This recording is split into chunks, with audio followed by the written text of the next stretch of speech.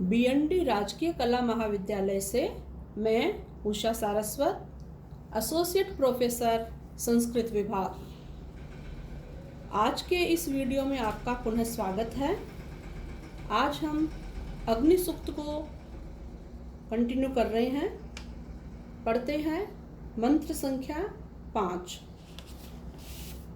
घृता हवन दी दिवः प्रतिस्म रिषतो दः अग्ने त्वं रक्षस्विनः।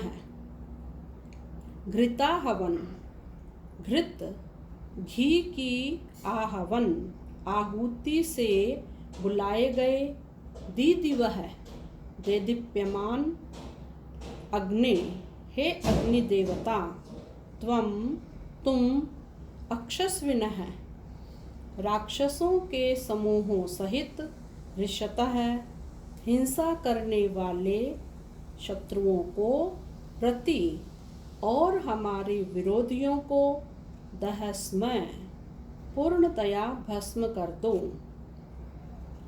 घी की आहुति से बुलाए गए देदीप्यमान, हे अग्नि देवता, तुम राक्षसों के समूह सहित हिंसा करने वाले शत्रुओं को और हमारे समस्त विरोधियों को पूर्णतया भस्म कर दो।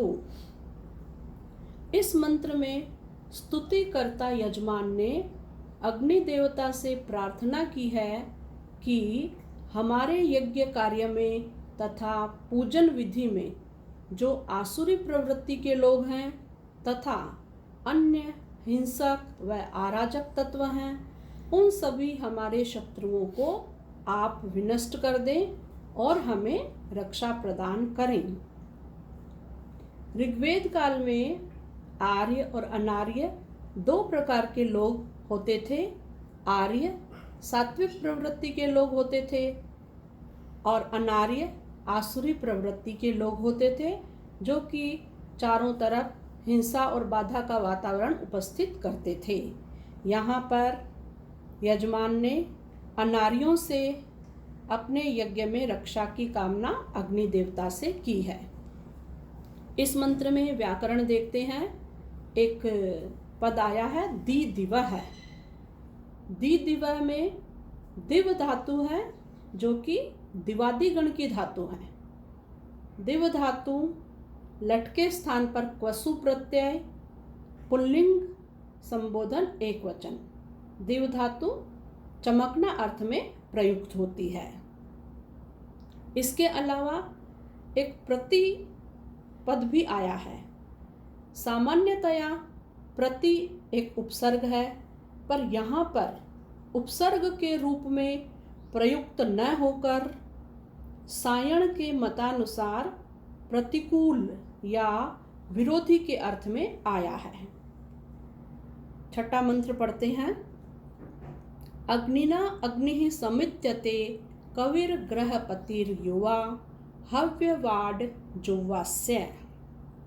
कविः मेधावी, गृहपतिः यजमान के घर की पति, रक्षा करने वाला, पालक, युवा तरुण, हव्यवाट देवताओं के पास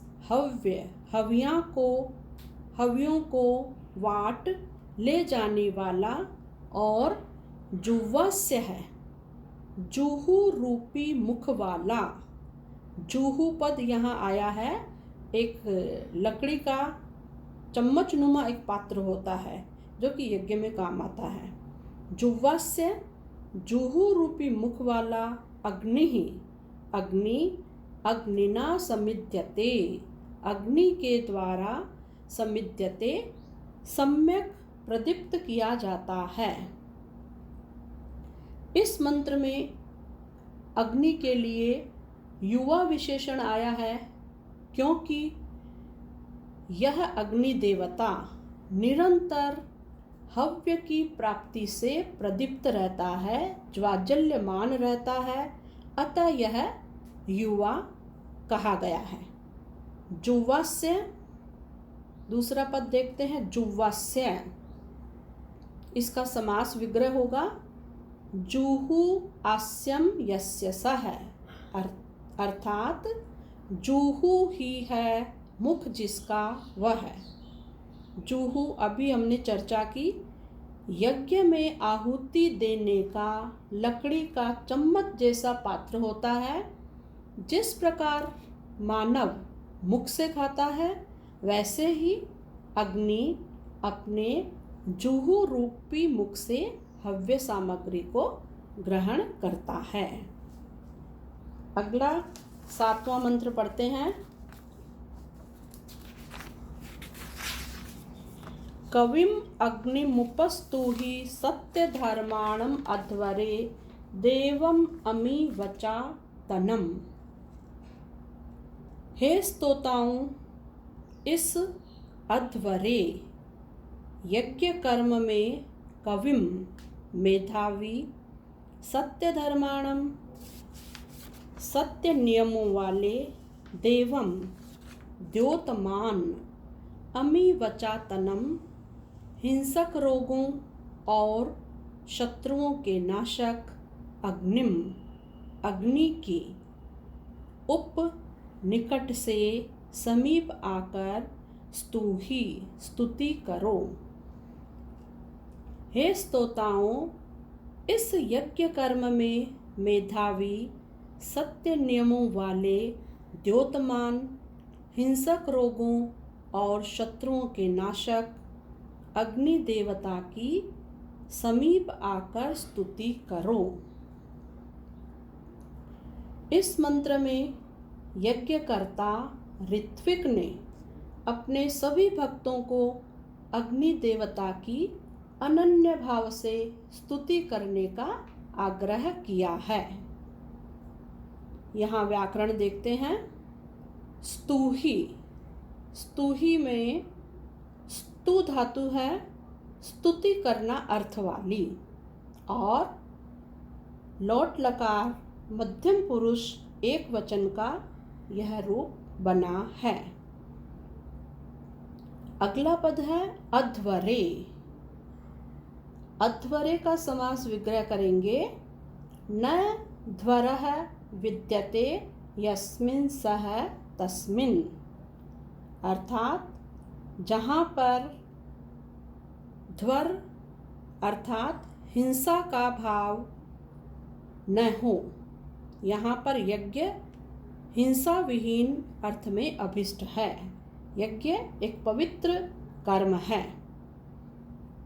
तीसरा पद जो है वह भी अग्नि देवता के लिए है।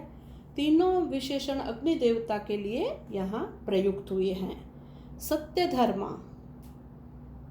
अग्नि को सत्य धर्मा इसलिए कहा गया है कि उसके गुण और कर्म सदैव एक जैसे रहते हैं।